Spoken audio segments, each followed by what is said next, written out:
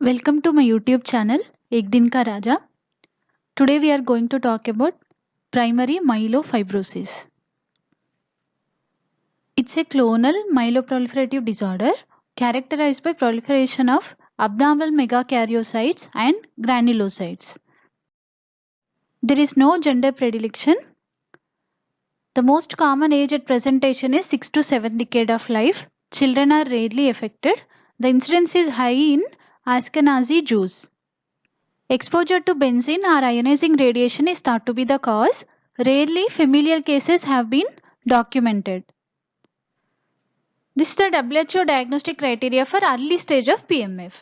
There are three major criteria. The first major criteria include megakaryocytic proliferation and atypia without reticulin fibrosis of more than grade 1, increased age-adjusted bone marrow cellularity, granulocytic proliferation, and decreased erythropoiesis. There is nothing to get confused. There is hypercellularity. Hypercellularity is due to megakaryocytic proliferation and granulocytic proliferation, but there will be decreased erythropoiesis. And the reticulin fibrosis is of grade 1. That's the first major criteria. Second major criteria include this should not meet WHO criteria for BCR-ABL1 positive CML, polycythemia vera, essential thrombocythemia, MDS or other myeloid neoplasms. Third major criteria is presence of JAK2, CALR or MPL mutation or any another clonal marker. But there should not be reactive bone marrow reticulin fibrosis. There are four minor criteria. For diagnosis, we need at least one of the following. As there is decreased erythropoiesis, anemia will be there, but it should not be attributed to any other comorbid condition. We have seen that there is granulopoiesis, increased granulopoiesis. So, there will be leukocytosis, which is usually more than 11,000. Palpable splenomegaly and LDH above the upper limit of the institutional reference range. So, for the diagnosis of primary myelofibrosis, we need all the three major criteria and any one minor criteria. Coming to the genetic profile, as said, there is no specific genetic defect in PMF, but in 50 to 60% of cases, JAK2 V617F or functionally similar mutation is documented. Around 30% of cases showed CALR mutation. Around 8% of cases showed MPL mutation. In 12% of cases, there is no mutation like JAK2 or CALR or MPL. So it is called triple negative. But there will be another clonal marker which suggests the clonality of PMF. Around 30% of patients are asymptomatic at the time of diagnosis. Other common clinical findings include anemia, leukocytosis, thrombocytosis, splenomegaly, weight loss, and constitutional symptoms. If you remember WHO diagnostic criteria, you can easily write all these clinical features. The classical finding in peripheral smear is leukoerythroblastosis and anisopoikilocytosis, which includes teardrop cells.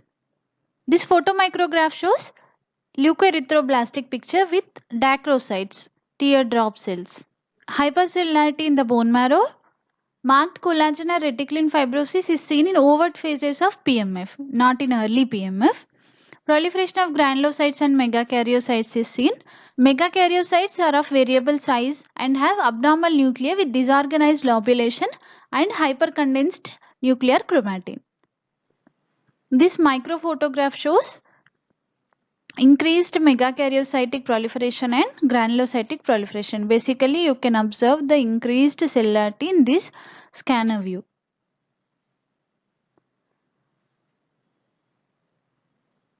This is the higher magnification. You can see increased lobulation and megakaryocytes are of variable sizes and shapes.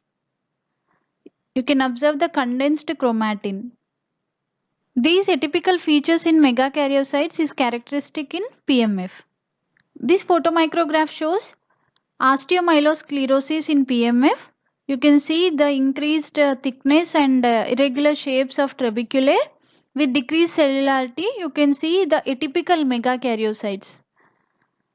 All these are atypical megakaryocytes, hypercondensed nuclei, variable shapes. This photomicrograph shows silver staining.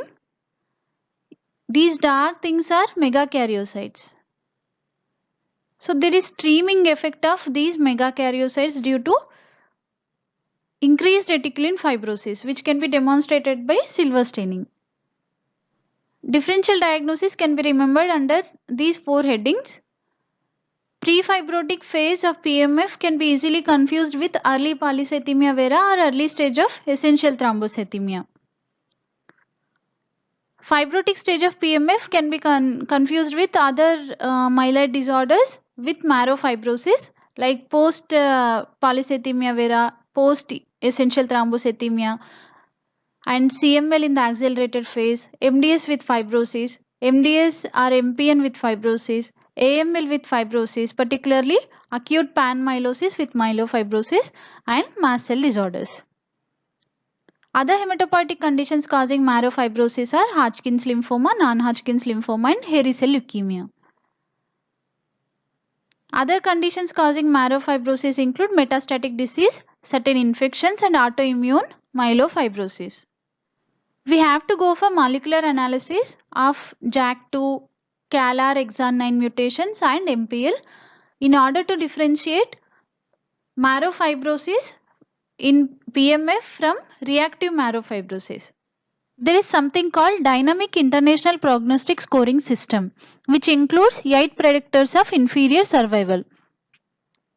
Age more than 65 years, hemoglobin less than 10 gram per deciliter, platelet count less than 1 lakh, WBC count more than 25,000, blast percentage more than 1, transfusion dependency, constitutional symptoms, and unfavorable karyotype.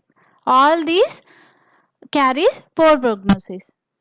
According to DIPS, DIPS is nothing but Dynamic International Prognostic Scoring System. Bone marrow failure, thromboembolic events, pulmonary hypertension, cardiac failure, blast phase of the PMF, all these will increase the morbidity and mortality in the patients. Quick checklist for the exam going students. You have to write introduction, epidemiology, etiology, clinical features, WHO diagnostic criteria, molecular profile, peripheral blood and bone marrow findings, differential diagnosis, ancillary studies, prognosis, morbidity and mortality.